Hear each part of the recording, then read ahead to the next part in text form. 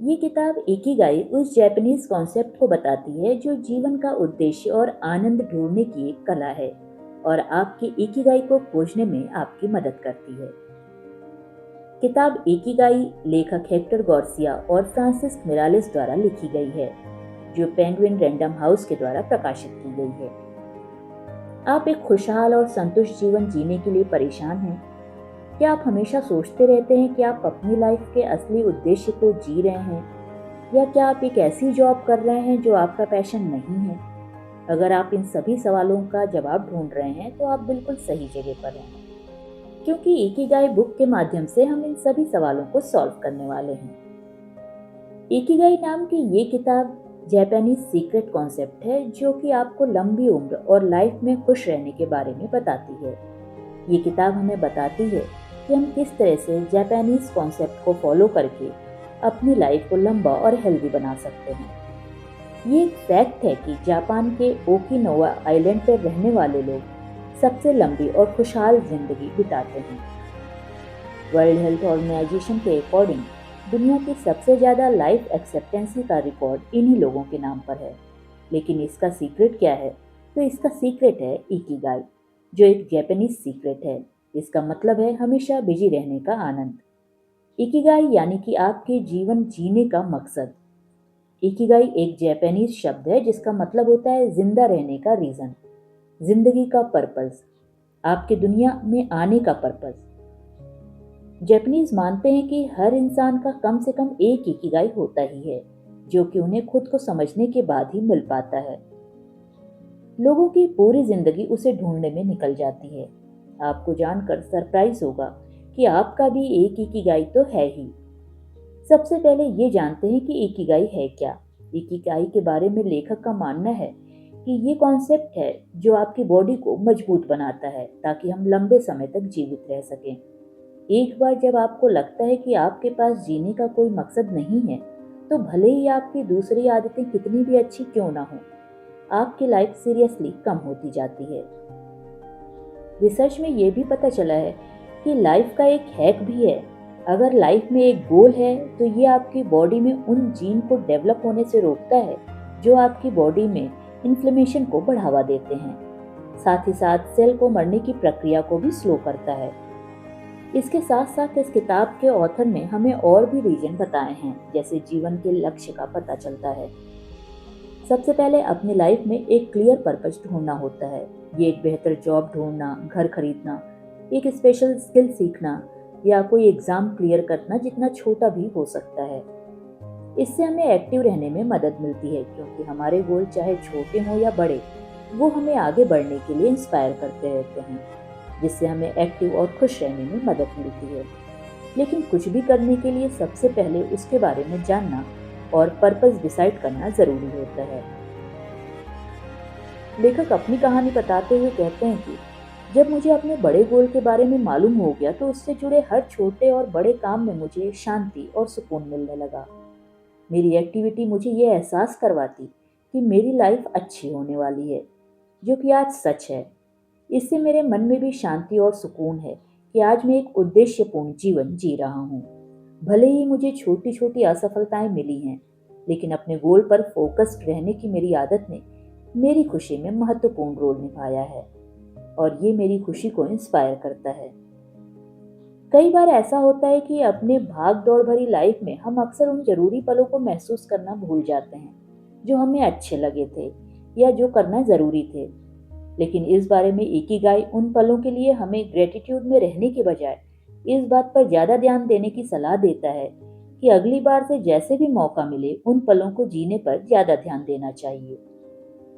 ये किताब आपको अपनी हैप्पी एक्टिविटीज, अपने सबसे अच्छे पलों, प्रेजेंट मोमेंट्स और ये कैसा दिखते हैं, उसमें आप कितना अच्छा महसूस करते हैं, इन सबको दिमाग में इमेजिन करने का तरीका बताता है। क्योंकि हम शायद ही कभी नोटिस करते हैं कि हम आज भी कितना अच्छा कर सकते हैं। इसकी जगह फ्यूचर के बारे में परेशान होते रहते हैं। इसलिए टाइम निकालना और ये सोचना कि मैं लाइफ में कहाँ हूँ, कहाँ पहुँचना चाहता हूँ और उसके लिए क्या क्या जरूरी काम करने हैं, इससे वर्तमान और भविष्य दोनों में इंसान को खुशी और मन की शांति को पाने में मदद मिलती है। खुशी में ही सिंप्लिसिटी है। जापान के लोग सिंप्लिसिटी को ज़्यादा पसंद करते हैं। कई लोगों ने बहुत बड़ी बड़ी इन्वेंशन की, किताबें लिखी, रिसर्च किए, बड़ी बड़ी कामयाबियां हासिल की, लेकिन इसके बावजूद ये लोग लाइफ में सिंप्लिसिटी को ही इम्पोर्टेंस देते हैं। उनका मानना ये है कि एक साथ रहने की स्पिरिट, एक एक्टिव डेली रूटीन, एक पीसफुल, हेल्दी, हैप्पी और लंबी लाइफ के लिए महत्वपूर्ण होता है। इसके अलावा जापान के ओकिनावा के लोग काइंडनेस को भी इम्पोर्टेंस देते हैं। ये स्वास्थ्य के प्रति जागरूकता को बढ़ावा देता है। इकिगाई किताब हमें स्वस्थ रहने के लिए जागरूक बनाती है। ये बताती है कि हमेशा एक्टिव रहने के लिए बॉडी को मूव करते रहना चाहिए। इसे हर पल करने के लिए आपको वॉकिंग करते रहना चाहिए। अगर आप अपने वर्किंग प्लेस पर हैं तो वहाँ पर भी आपको थोड़े थोड़े समय पर उठकर चलते रहना चाहिए या अपनी कोई मनचाही एक्टिविटी कर लेनी चाहिए। ये मूवमेंट पॉजिटिविटी बढ़ाने में हेल्प करते हैं। इनके अलावा अपना मनचाहा काम और पॉजिटिव रहते हुए ये किताब हमें पॉजिटिव रहने में भी हेल्प करती है। अपनी इकिगाई को ढूंढने के लिए यहाँ 12 स्टेप्स दिए गए हैं। हर स्टेप को बहुत ही ध्यान से सुनिए, क्योंकि हर स्टेप आपकी जिंदगी को पूरी तरह से बदल सकता है। स्टेप 1, लाइफ का असली मतलब क्या है? ये सवाल कभी न कभी हम सबको परेशान करता है। अगर आपको जिंदगी का मकसद मिल जाए, जिंदगी का वो मकसद जिसे हम ढूंढ रहे हैं, तो समझ लीजिए कि आपको सुबह उठने का मकसद मिल जाएगा, रात में सुकून से सोने की वजह मिल जाएगी। एक ऐसा मकसद जो जिंदगी भर आपकी खुशियों का कारण बन सके। इसी मकसद को ढूंढने में मदद करती है इकिगाई।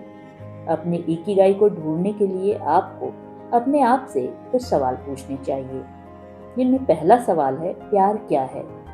ये सवाल शायद सबसे आसान है। इसके लिए आप नोटिस कीजिए कि वो कौन सा काम है जो आपको सबसे अच्छा लगता है, जो आपको एनर्जी देता है, जिसे करने में आपको मजा आता है। बोरियत या थकावट नहीं होती। ये कुछ भी हो सकता है, जैसे पेंटिंग, सिंगिंग, कुकिंग, टीचिंग या खुद पढ़ना। कोई भी ऐसा काम जो आपको बहुत अट्रैक्ट करता है। यह आपके ऑफिस का काम हो सकता है, आपके घर का कोई काम हो सकता है। दूसरा सवाल, आप किस काम में अच्छे हैं, एक्सपर्ट हैं? वो कौन सा काम है जिसकी स्किल आपके पास है? वो कौन सा काम है जिसे करने या सीखने में आप दिलचस्पी दिखाते हैं? ये हर एक के लिए अलग अलग हो सकता है, इसलिए इस चीज़ को आप खुद में ढूंढें। भले ही उस काम में आपकी नेचुरल स्किल कम हो, परफेक्शन कम हो, लेकिन धीरे धीरे करते करते, सीखते सीखते आपको वो स्किल अच्छी तरह से आ जाएगी। तीसरा सवाल है, क्या आपको इसके लिए पैसे मिलते हैं? बात सिर्फ प्यार और अच्छे की करें तो आपको कोई भी चीज़ करना पसंद हो सकता है, लेकिन ये जरूरी नहीं है कि इस काम के लिए आपको पैसे दिए जाएं। हो सकता है आपको घर की सफाई करना पसंद हो, लेकिन इसके लिए आपको कोई दूसरा पैसे नहीं देगा। इसलिए कोई ऐसा काम ढूंढिए जिसकी दुनिया को भी ज़रूरत हो, ताकि उसके बदले वो आपको पैसे भी पे कर सके। चौथा सवाल, दुनिया को क्या ज़रूरत है? इसके लिए आप ये देखिए कि जो आपको पसंद है, क्या उनमें से किसी काम की लोगों को ज़रूरत है? दुनिया को इनमें से कुछ चाहिए जिससे उनकी प्रॉब्लम सॉल्व हो सके, ताकि आप अपने मनपसंद काम के जरिए लोगों की प्रॉब्लम सॉल्व कर सकें और पैसे कमा सकें और अपनी लाइफ स्टाइल को बेहतर बना सकें। अब हम सेकेंड स्टेप को समझते हैं, इकिगाई और अपने सर्कल को जानना। अपने पैशन को जानना। पहले सर्कल और दूसरे सर्कल के बीच जो कॉमन होता है वो आपका पैशन कहलाता है। यानी कि जो काम आपको पसंद है, जिसमें आप अच्छे भी हैं, वही आपका पैशन कहलाता है। प्रोफेशनल सर्कल, दूसरे और तीसरे सर्कल के बीच जो कॉमन होता है वो होता है आपका प्रोफेशन, यानी कि जिस काम में आप अच्छे हैं। वोकेशन सर्कल, तीसरे और चौथे सर्कल के बीच जो कॉमन होता है वो आपका वोकेशन होता है, यानी कि जिस काम का आपको पैसा मिल सकता है। इसी काम की अगर दुनिया को भी ज़रूरत है तो आपका वोकेशन यानी कि पेशा भी बन सकता है। मिशन सर्कल, चौथे सर्कल और पहले सर्कल के बीच जो कॉमन होता है वो आपका मिशन होता है, यानी कि दुनिया को किस चीज़ की ज़रूरत थी, आपको वही काम करना पसंद भी था, तो वही आपका मिशन बन जाता है और दोनों का फायदा होता है। इसी तरह आपकी ज़िंदगी में कोई ऐसा काम है जो आपको करना पसंद है, आप दूसरों के मुकाबले उस काम में अच्छे भी हैं, फिर उस काम के लिए आपको पैसा भी मिल सकता है और आपके हिसाब से दुनिया में लोगों को उस काम की ज़रूरत भी है। तो ऐसे काम को जापानीज में इकिगाई कहा जाता है, जिसे हिंदी में ट्रांसलेट किया जाए तो इसका मतलब होता है जीने की वजह। तो अगर आपको एक सुखी और समृद्ध जीवन जीना है, तो आपको अपना एक इकिगाई ढूंढना ही होगा। जब आप अपनी लाइफ में अपना इकिगाई पा लेंगे, तभी आप एक सुखी और समृद्ध जीवन जी सकते हैं, वरना हमेशा जिंदगी में कुछ न कुछ अधूरा सा लगेगा। इन सब के लिए आपको पूरी ईमानदारी के साथ उन 4 सवालों के जवाब ढूंढने ही होंगे। स्टेप 3 में हम जानेंगे कि अपने इकिगाई को ढूंढने का तरीका क्या है। इसके लिए सबसे पहले आप एक बड़ा स्क्वायर बनाएं। उसे 4 बराबर स्क्वायर हिस्सों में बांट लीजिए। पहले स्क्वायर में लिखिए, ये काम मुझे पसंद है और मैं इसमें एक्सपर्ट भी हूँ। इसमें आप वो सारे काम लिखिए जो आपको करना पसंद है और आप उसमें एक्सपर्ट भी हैं। दूसरे स्क्वायर में लिखिए, ये काम मुझे पसंद है लेकिन ये मुझे करना नहीं आता, यानी कि ऐसे काम जिसे आप पसंद तो बहुत करते हैं लेकिन वो आपको करने नहीं आता है, हालांकि दिल से आप उसे करना चाहते हैं। तीसरे स्क्वायर में लिखिए, ये काम मुझे पसंद नहीं है लेकिन इन्हें करना बाकी है, यानी कि ऐसे काम जो आपको पसंद नहीं है लेकिन मजबूरी में आपको करना पड़ता है। जैसे कि आपको प्रोग्रामिंग नहीं पसंद है लेकिन नौकरी करने के लिए और पैसे कमाने के लिए आपको प्रोग्रामिंग करनी पड़ती है। चौथे स्क्वायर में लिखिए, ये काम मुझे पसंद नहीं है और मुझे अच्छे से करना भी नहीं आता, यानी कि ऐसे काम जो आपको पसंद भी नहीं है और आप उसमें एक्सपर्ट भी नहीं है, फिर भी वो चीज़ आपको मजबूरी में करनी पड़ती है। जैसे कि आपको अपना रूम साफ करना पड़ता है। इतना लिखने के बाद आप चेक कीजिए कि आप अपना कितना समय उन कामों को देते हैं जिसमें आप अच्छे भी हैं और जो आपको करना पसंद भी है, और कितनी बार आप वो काम करते हैं जो आपको पसंद नहीं है। लेखक ऐसा करने की सलाह इसलिए देते हैं क्योंकि ज़्यादातर लोग ज़्यादा समय उन कामों को देते हैं जो उन्हें करना पसंद ही नहीं है, इसलिए उन्हें अपना पैशन नहीं मिल पाता और जिंदगी में अधूरापन महसूस होता है। मतलब कि वैसे लोग नीचे वाले 2 स्क्वायर में ज़्यादा टाइम बिताते हैं। अगर आपको अपना पैशन ढूंढना है तो ऊपर वाले 2 स्क्वायर में आपको अपना ज़्यादा टाइम देना होगा, बिना अपनी जॉब को छोड़े हुए। आपको कोशिश करनी होगी और इन्हें करते हुए ऊपर वाले कामों में ज़्यादा टाइम देना होगा। उन कामों पर फोकस करें जिन्हें आप ज़्यादा पसंद करते हैं और जिन्हें करने में आपको मज़ा भी आता है, जिससे आगे चलकर आप पैसे भी कमा सकते हैं। और विश्वास रखिए, अगर आप ईमानदारी से ढूंढेंगे तो आपको अपना इकिगाई जरूर मिल जाएगा। स्टेप 4, जापानी लोगों के हैप्पी और लंबी लाइफ के 4 सीक्रेट। जापान के ओकिनावा के लोगों की लाइफ में कुछ खास आदतें शामिल हैं जिनकी वजह से वो लोग लंबी और हैप्पी, फुलफिलिंग और क्वालिटी लाइफ जीते हैं। स्ट्रेस, जापान के लोगों का मानना है कि तनाव यानी स्ट्रेस लंबी उम्र के लिए सबसे बड़ा दुश्मन है, इसलिए जीवन यापन के लिए तनाव को हमेशा दूर रखना चाहिए। खान पान, जापान के लोग कभी भी पेट भर के खाना नहीं खाते, वो हमेशा अपनी भूख का 80% ही खाना खाते हैं। इसके लिए आप जब भी खाना खाते हैं, जैसे ही आपका पेट भरने वाला हो तुरंत खाना बंद कर दीजिए। शुरुआत में शायद आपको पता न चले कि कब आपने अपना 80% खाना खा लिया है, लेकिन जैसे जैसे आप इसको करेंगे धीरे धीरे सीख जाएंगे। रिसेंट स्टडी से ये पता चला है कि ओकिनावा के लोग रोज एवरेज 1800 से 1900 कैलोरी ही लेते हैं। इसके अलावा जापान के लोग रोज 18 अलग अलग तरह का खाना खाते हैं। इसके अलावा जापान के लोग रोज 18 अलग अलग तरह का खाना खाते हैं। फलों और सब्जियों की 5 सर्विंग हर रोज लेते हैं, जिसमें अलग अलग रंग की शिमला मिर्च, गाजर, पालक, गोभी, आलू, फलियां और सोयाबीन होती हैं। जापान के लोगों की 30% कैलोरीज सिर्फ सब्जियों से आती है। गेहूं जापानी लोगों की नींव है और सफ़ेद चावल वो रोज खाते हैं। हफ्ते में 3 बार मछली खाते हैं। एवरेज नमक 7 ग्राम से 12 ग्राम ही इस्तेमाल करते हैं। इसके अलावा जापानीज लोग ग्रीन टी और वाइट टी भी कंज्यूम करते हैं। एक समय में एक काम, आप जो भी काम करते हैं उसके लिए फोकस्ड होना जरूरी है। फोकस्ड होने से आपके काम में फ्लो आता है, जिससे आप वो काम बहुत ही आसान और बिना थके हुए कर सकते हैं।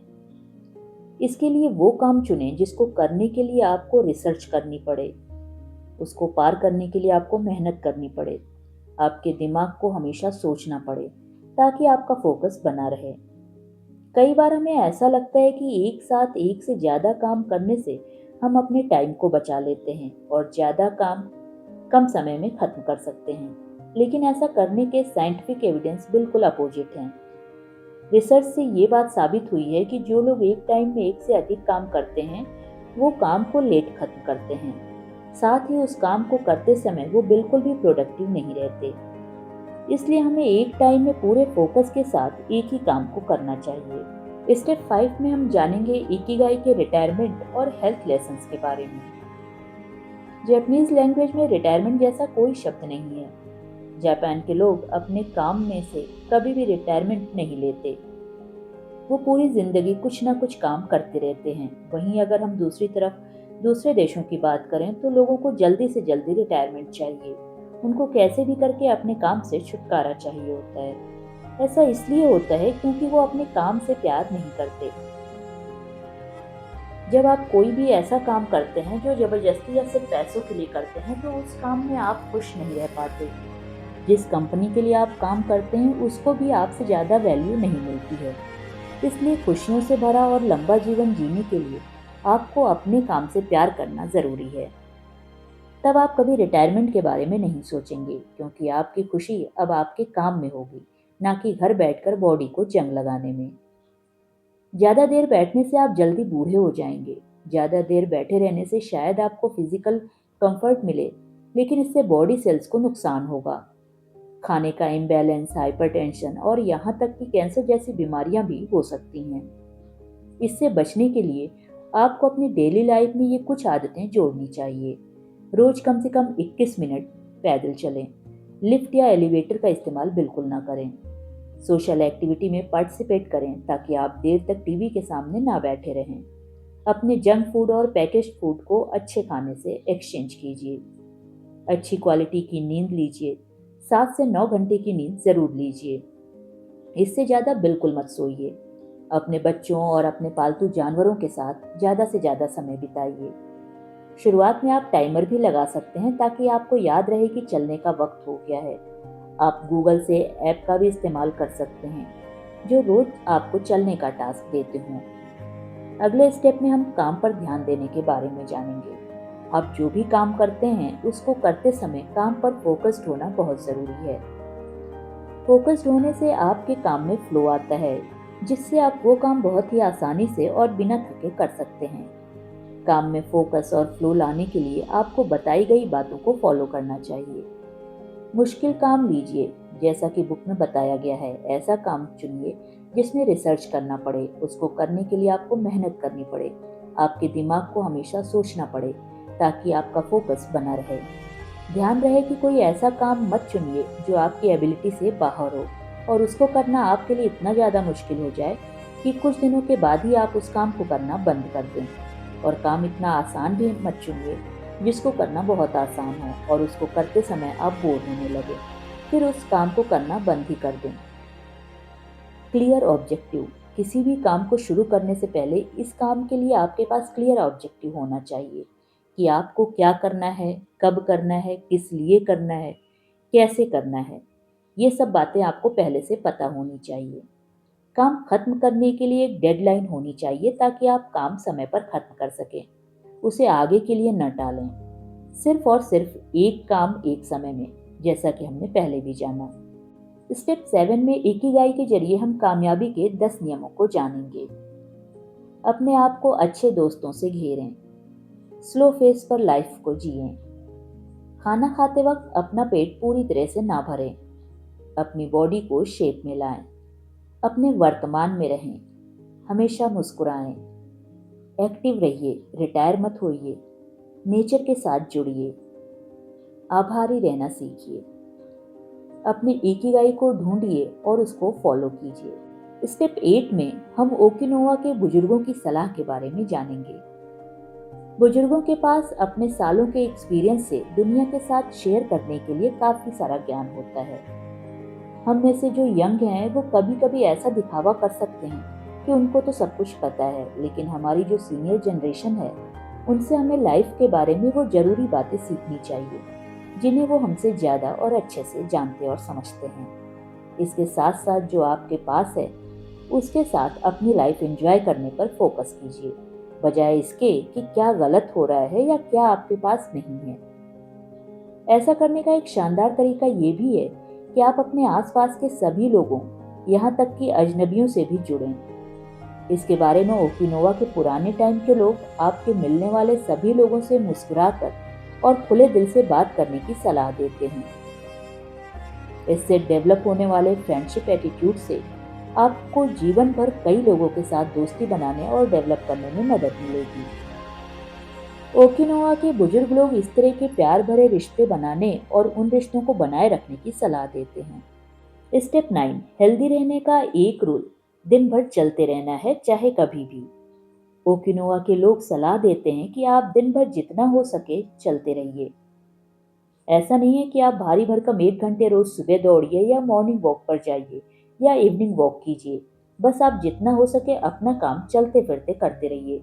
बॉडी और माइंड मूवमेंट को बनाए रखने के लिए आप अपने ऑफिस में या वर्क प्लेस पर थोड़े थोड़े समय पर टहल सकते हैं।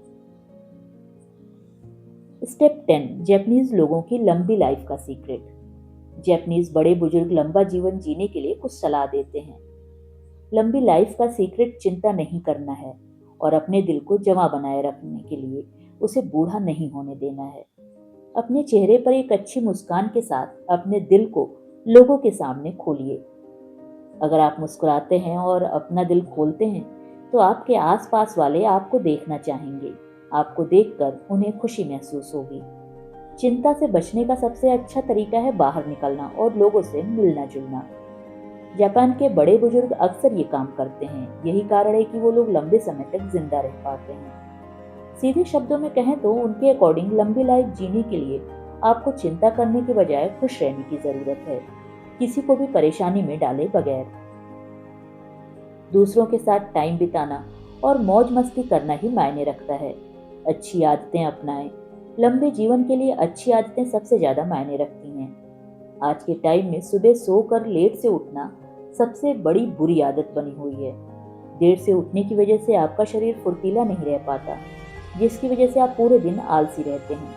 तो सबसे पहले सुबह जल्दी उठने की आदत अपनाइए और सुबह कोई ऐसा काम कीजिए जो आपके शरीर को फुर्तीला बना दे। ऐसा काम कीजिए जो आपको सुकून दे। आप सुबह जल्दी उठकर दौड़ना या टहलना चुन सकते हैं। इसके साथ ही आप अपने घर में कोई भी काम कर सकते हैं, जैसे योग करना, पौधों की देखभाल करना, उनकी सिंचाई करना। नाश्ते में हरी सब्जियों का इस्तेमाल कीजिए। ध्यान रखिए कि सब्जियां खाने से आपको लंबे समय तक जीने में काफ़ी मदद मिलती है। अपने इकिगाई को ढूंढिए, फिर चाहे आप कोई सा भी काम कर रहे हों। ओल्ड एज में शार्प रहने का सीक्रेट आपकी उंगलियों पर है। अगर आप अपनी उंगलियों को व्यस्त रखते हैं तो आप 100 साल तक जिंदा रह सकते हैं। ध्यान रखें, अगर आप सुबह उठकर काम नहीं करते हैं तो आपका शरीर कमजोर हो जाता है। अपनी अच्छी लाइफ और अच्छी हेल्थ के लिए भगवान से प्रार्थना कीजिए और इन कामों को हर रोज लगातार कीजिए। लंबे समय तक जीने के लिए आपको 3 चीज करने की जरूरत है। हेल्दी रहने के लिए एक्सरसाइज कीजिए, अच्छा खाइए और लोगों के साथ टाइम बिताइए।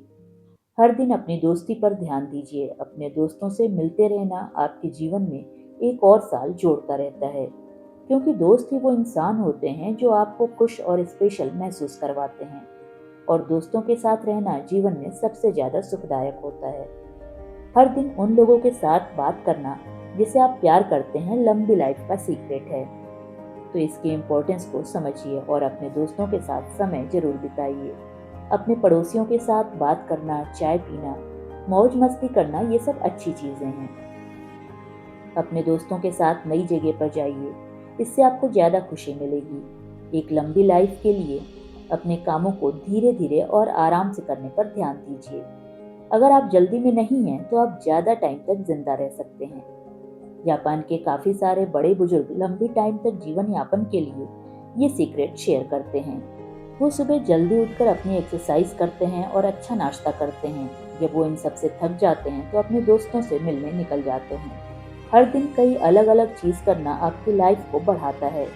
जैसे आजकल के लोग अपने बिजनेस स्केड्यूल की वजह से ज़्यादा बिजी रहते हैं और कभी कभी ओवरवेल्म भी हो जाते हैं, लेकिन ऐसा करना कभी भी आपकी लाइफ को बढ़ा नहीं सकता है।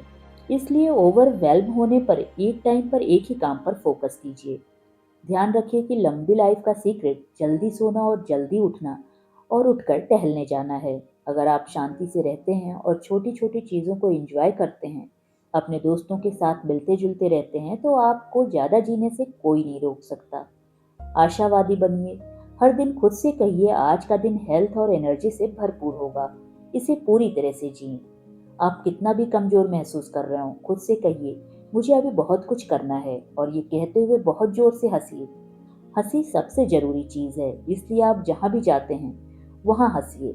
इससे आपका और आपके साथ रहने वाले लोगों का मूड अच्छा रहेगा और काम करने के लिए आपको मोटिवेशन भी मिलेगी। आप अपना टाइम किस मूड में बिताते हैं, ये बहुत मायने रखता है। जो लोग ज़्यादा दुखी रहते हैं, उदास रहते हैं, उनकी मौत हमेशा खुश रहने वाले लोगों से पहले होती है। इसलिए हंसने को अपनी प्रायोरिटी बनाइए। खुद को इस जीवन में रहने के लिए भाग्यशाली समझिए। अपनी लाइफ को हर एक दिन के लिए धन्यवाद कीजिए। दूसरों का धन्यवाद अदा कीजिए। दूसरों की मदद कीजिए, इससे आपको हैप्पीनेस और सेटिस्फैक्शन महसूस होगा। लंबा जीना आपके ही हाथों में है, बस इसे आप अपनाइए।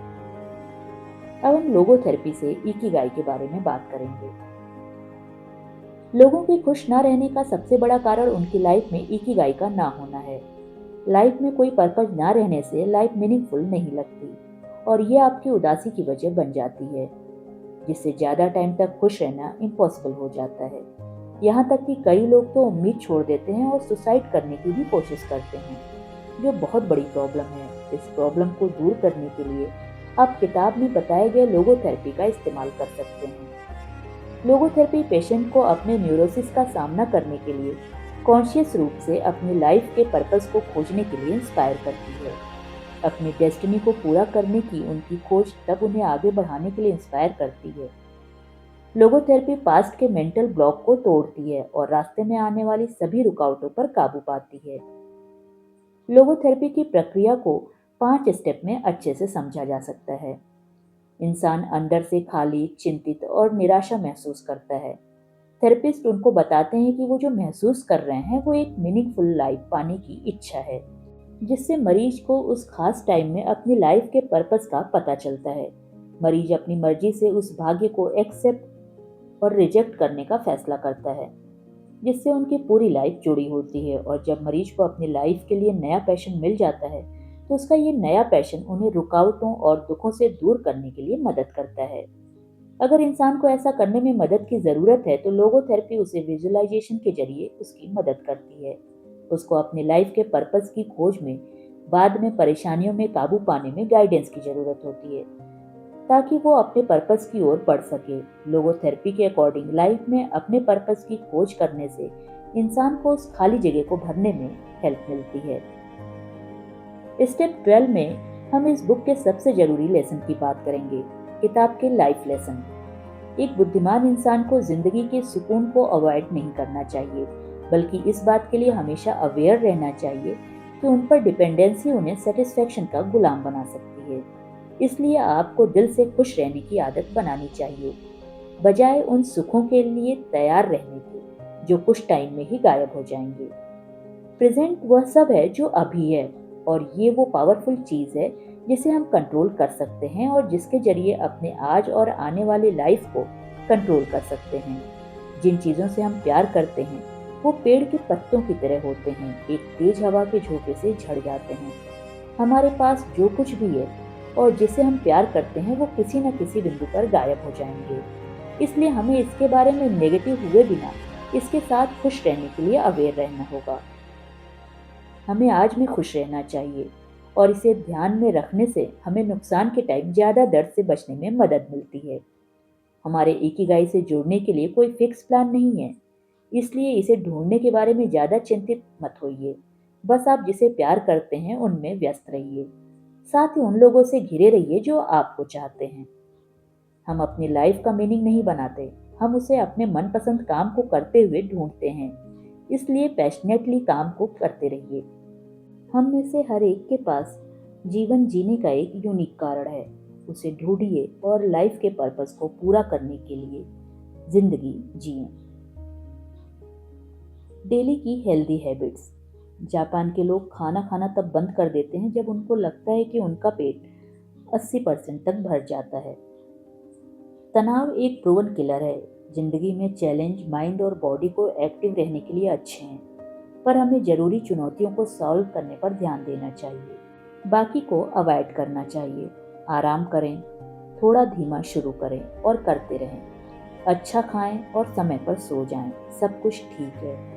अपने माइंड और बॉडी को बिजी रखें। क्लियर पर्पज वाले लोग कभी रिटायर नहीं होते, अपनी आखिरी सांस तक अपने पैशन के साथ बने रहते हैं। मुस्कुराइए और लोगों से मिलते रहिए। बहुत मेहनत कीजिए, लेकिन अपनी इकिगाई पर, बाकी पर जितना हो सके उतनी कम मेहनत कीजिए। शुरुआत करें और आसान और सबसे ज़्यादा कंफर्टेबल स्टेप के साथ शुरुआत करें। टाइम और इन्फॉर्मेशन के साथ इसे इम्प्रूव करते रहिए। खाने की हैबिट। सब कुछ थोड़ा थोड़ा खाएं। डाइवर्सिटी इम्पॉर्टेंट है। अलग अलग खाना खाएं, खास तौर से सब्जियां। इसके अलावा ओकिनावा के लोग चीनी कभी कभी ही खाते हैं। मिठाइयाँ चॉकलेट नहीं या बिल्कुल ना के बराबर खाते हैं, इसलिए शुगर जैसी बीमारी जापान में रेयर ही सुनने को मिलती है। तो शुगर से बचें और हेल्दी रहने के लिए आप भी इस तरीके को इस्तेमाल कर सकते हैं। साइट्रस फल खूब खाएं, जो कैंसर, डायबिटीज और मोटापे को रोकते हैं। तो दोस्तों, ये जापानी लोगों के खुश और हेल्दी रहने का सीक्रेट, जिसे इकिगाई कहते हैं, जिसमें हमने सीखा कि पैशनेट काम करने पर ज़्यादा समय, एनर्जी और ध्यान देना चाहिए और अपने मनचाहे काम से लोगों की ज़िंदगी में वैल्यू ऐड करना चाहिए, ताकि आप अपने पैशन का काम करें और लोगों की प्रॉब्लम भी सॉल्व हो सके और लाइफ में एक क्लियर गोल बनाकर उसके लिए जीना चाहिए। हमें उम्मीद है कि आपने पैशन, हैप्पीनेस और हेल्दी लाइफ के बारे में कई बातें सीखी और इन्हें अपनी ज़िंदगी में फॉलो भी करेंगे।